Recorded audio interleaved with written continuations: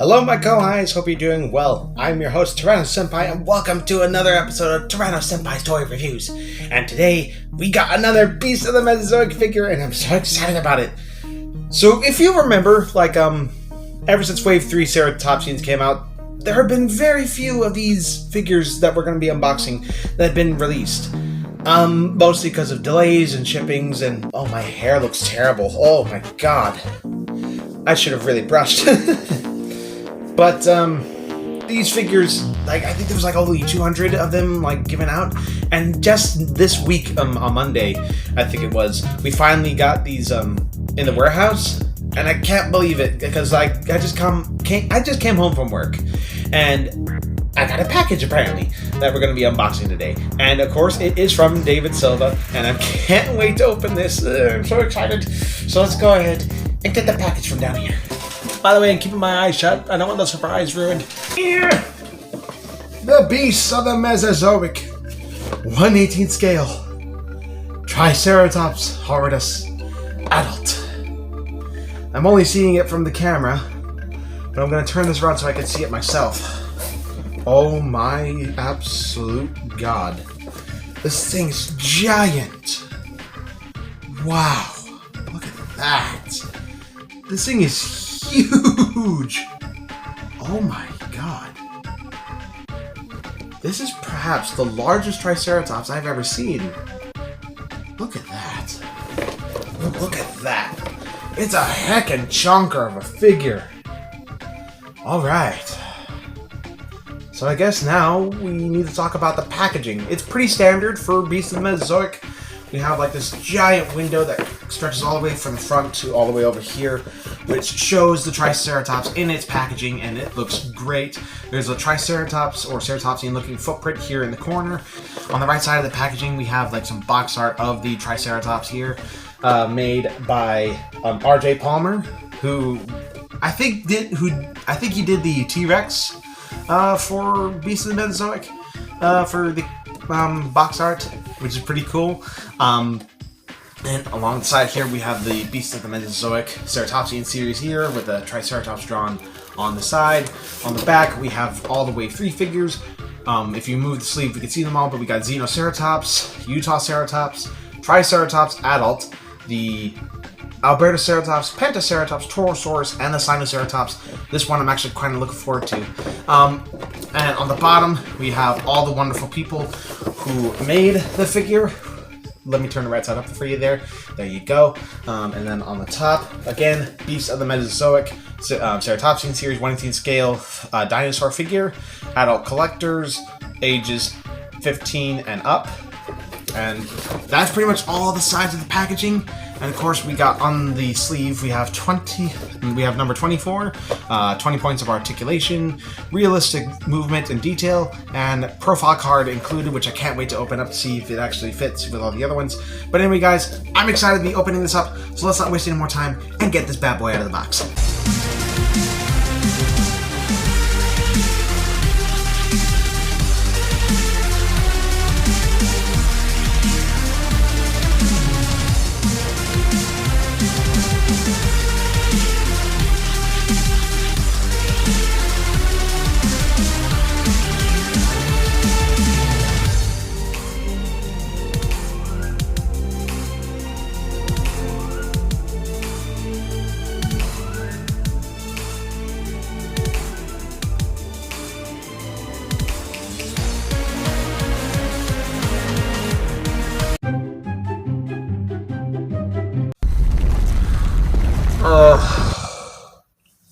That took way longer than it needed to.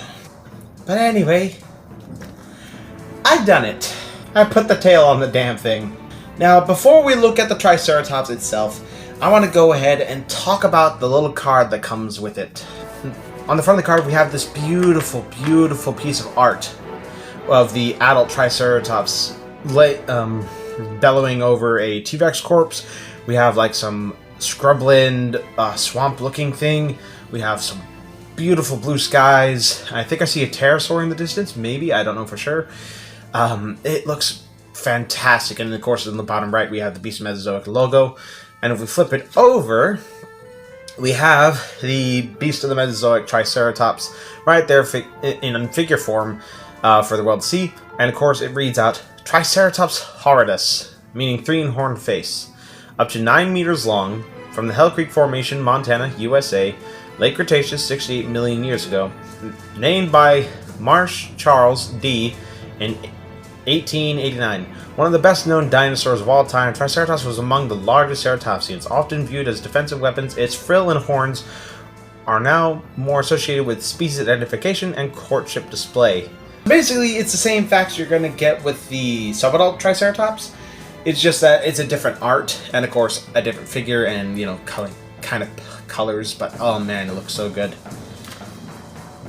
And then we have Big Chungus here, who, aside from my T-Rex, might actually be the biggest figure I have in terms of length. This is 17 inches long, I think, and it's a big boy. So why don't we go ahead and take a closer look at this guy. So, taking a close look at that Triceratops, that looks amazing. Look at this for a model. That is super complex. Like, I know a lot of this sculpt has to have come from the subadult Triceratops, but all in all, it looks really good. So I guess we're gonna have to go ahead and start talking about the figure itself. You know, all the like little details. So we're gonna start off from the front and go to the back. We have this giant head to start with, and boy, it's massive. It's about the size of my hand. Like, that's crazy. Look at the size of that thing. It's a huge head, especially for a figure like this. Oh man, that looks really cool. We got like little itty bitty scales on the lower jaw and on the face, somewhat. Definitely more than the subadult Triceratops, that's for sure. We got some scales here by where the ear would be, I guess, on a normal creature. We have like this beautifully textured beak, which isn't scaly at all. It has like these this texture to it, and like these color applications that make it kind of look a bit weathered, especially when you're looking at it from the center. Oh wait, nope. My Triceratops looks a little bit weird. Its jaw looks like it's kind of lopsided, just a slight little bit. I'm pretty sure that's fine though. It looks kind of weird. It's like, you have some lovely paint application on the face. It's primarily black or dark brown with some mahogany or reddish brown here on the nose, on the beak with a yellow streak here. The horn on the nose is blue. It has a little bit of blue on the front. We got some beautiful white striping along the face, and they're definitely different from the subadult Triceratops. We're gonna compare these two, don't worry. We will compare the two of these together. And we got some nice detail on the horns there, like a very dark reddish brown here for the horns over the top. But it's like the same dark brown here on the bottom of the horns, which is really nice. It does provide that nice contrast of color for these Triceratops figures. We also have this kind of pinkish stripe along the front of the face. And I'm just now noticing that there's actually like hints of blue on the facial stripes right there in front of the eyes. That looks great. Love that little touch. We also have a bit of like a mango orange here on the cheek. We have some nice off-white stripes here under the eye and over the frill with a blue stripe here. We got some more of that dark reddish brown on the frill and some beautiful patternings on that frill. Look at that. We got mango oranges followed by like a darker orange. We got blue patterns, the dark reddish patterns for the rest of the animal. Man, that looks great. Look at that up front. That looks gorgeous.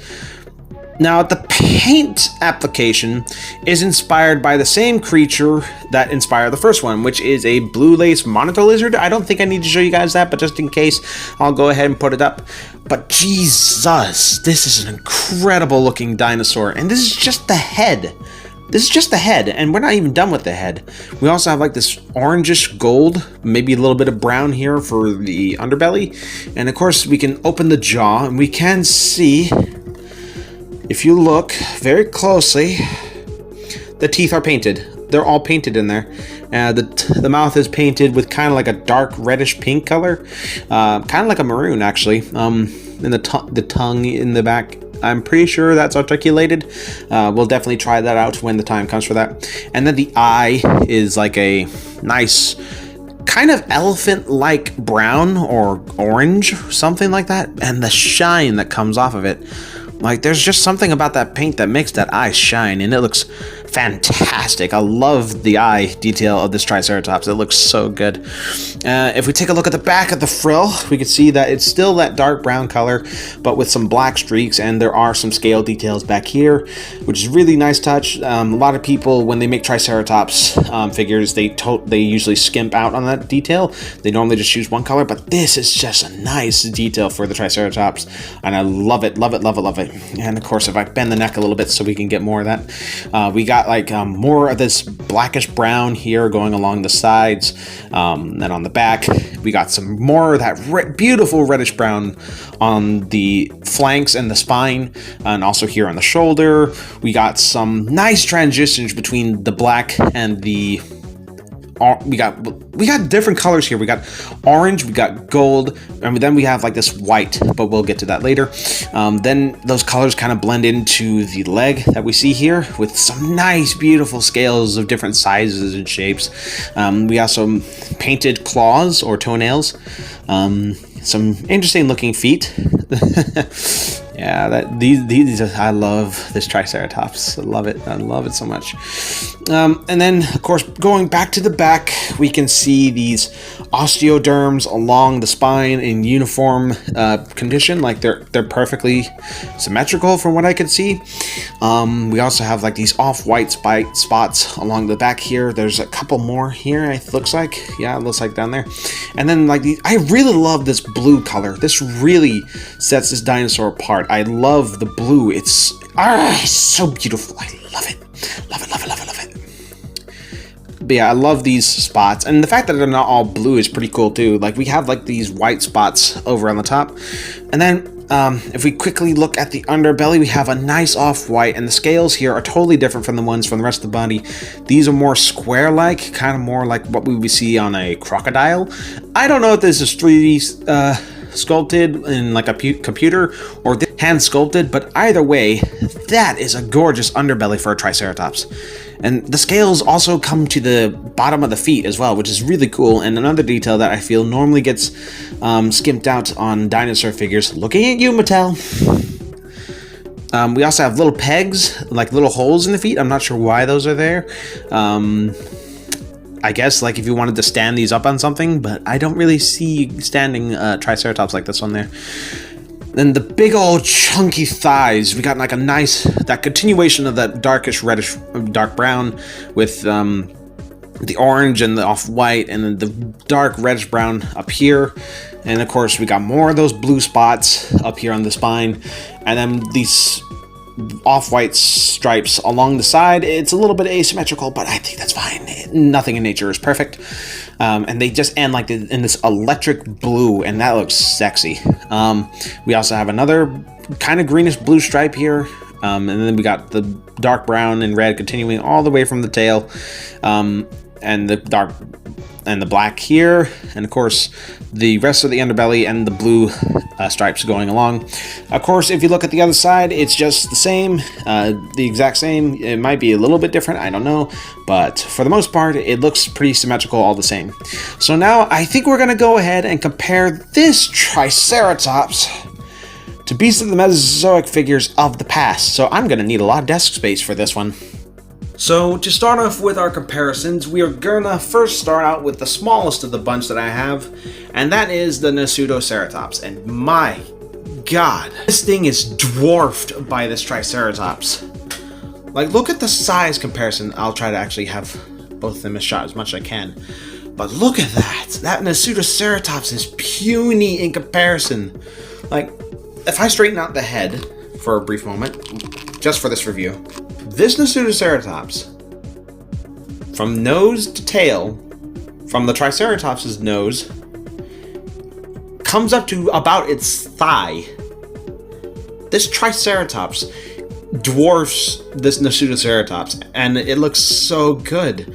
Like, the differences in color and body shape really do make these two dinosaurs stand out, and it really does show, like, it shows evolution, like, over time, because Ceratops came first, Triceratops came last, and it's a good picture to see two dinosaurs in the same family side by side together, especially two animals that never would have met. Moving away from the Ceratops, and I think I'm actually going to lift my camera up for this one, we have the Pachyrhinosaurus from Wave 2, which was, I think, the last figure I unboxed from this line up until now.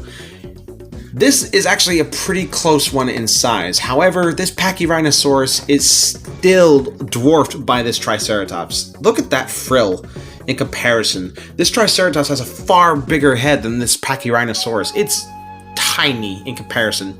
And the end of the tail of this Pachyrhinosaurus only comes to about half of the tail of the Triceratops.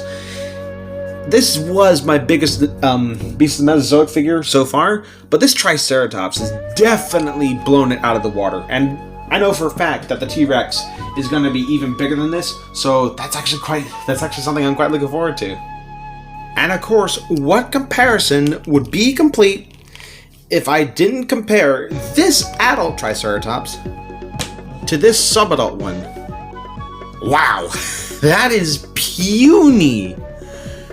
This Triceratops right here is about the size of the Ceratops with plus some change. But my lord, how in the name of God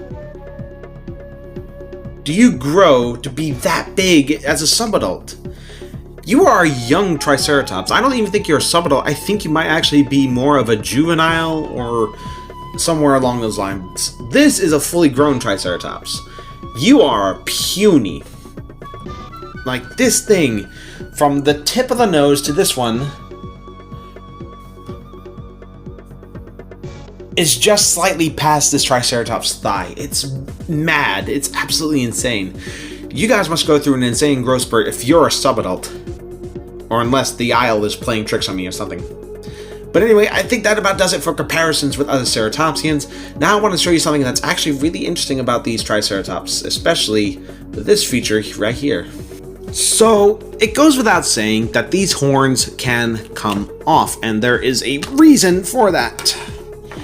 Because this package actually comes with two sets of horns for the Triceratops.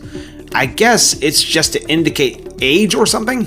Or because apparently it's not to determine species, so I think we're gonna go ahead and put these on and see how it looks. Just give me one moment. And there it goes. It was a pretty easy process. You might actually want to place the horns a little bit more sideways than you would put it forward, but this, I think, indicates a younger Triceratops because the way the horns are more curved instead of these horns right here, which are more straight. And honestly, I think it's pretty cool. And plus, the paint application of these horns is exceptional, with the same dark reddish brown here on the top of the horns, and of course the blackish color here on the underside. But now that we talked about the horns, I'm gonna go ahead and take these guys off, put the old ones back on, and test out articulation. With Beast of the Mesozoic figures, you really get what you pay for in terms of these articulation. Of course, the jaw can open and shut. I wish the jaw could close a little bit more, like the Ceratops and the Pachyrhinosaur. The tongue, which is in the back, may articulate just a slight. Yeah, that tongue is definitely moving up. Yep, moving up. It's definitely articulated, but you had to really reach in there. The one drawback to this jaw is that it articulates to the point where it kind of reveals this seam here, which I'm not quite a fan of, if I'm going to be totally honest. The head can move left and right like so. The neck can move up, and it can move down ever so slightly. The legs, the front legs can also like move back and forth. They can move in and out like that in case you want more dynamic poses. The elbow can also bend. This one I've just put through a hairdryer, might not be quite like posable enough, but this one right here definitely has that movability. And of course, the more you move this figure's joints around, the easier it's going to become to move it. Obviously, there's also the ankle joint right here at the front foot. And then, of course, if we move the back, the body can twist a little bit in case you want to get some more dynamic poses there. You can also lift the body up and lower the body down like that in case it's on a hill or whatever. Leaves a bit of a gap here, but I'm pretty sure that's fine.